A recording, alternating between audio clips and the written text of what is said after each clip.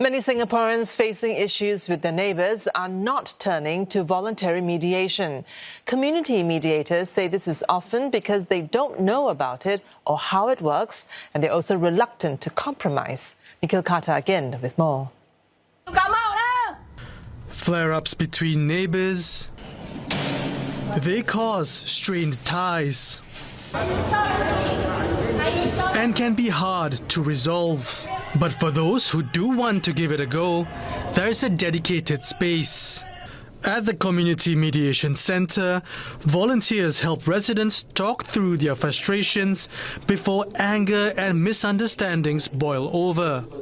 The goal isn't to decide who's right, but to give both sides a fair chance to resolve their disputes early and find their own workable solution.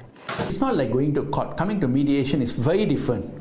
The setting is very, very different. It is a place where for us to sit down and communicate, discuss our issues. That's all. So nobody is going to give them instruction. In 27 years, Mr. Tiru has mediated several neighbour disputes.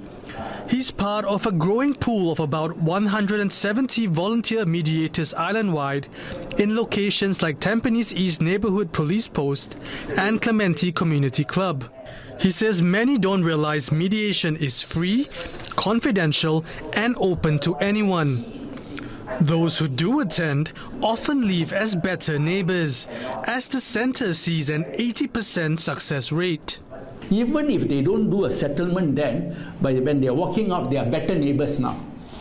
That is achievement. That's the first step, right? You can see their face, their body language and all that become very positive and very different. They themselves will come out with a solution.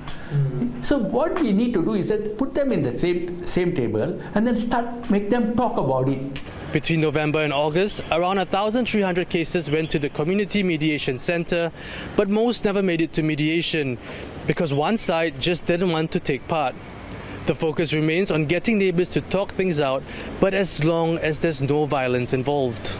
But before neighbours go to the mediation centre, there's a growing first line of defence in the heartlands, trained grassroots leaders.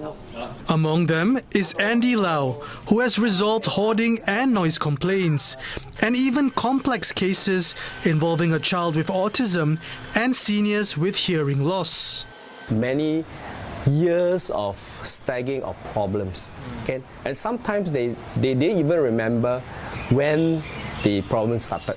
Noise problem is just the tip of it, but underneath it is a lot of layers where it started many years back and they didn't speak to each other and it started to accumulate. He says early communication is key, but many still don't know community mediation exists in their states. He adds that while people may turn to social media, it may complicate the situation, making it hard to compromise even during mediation.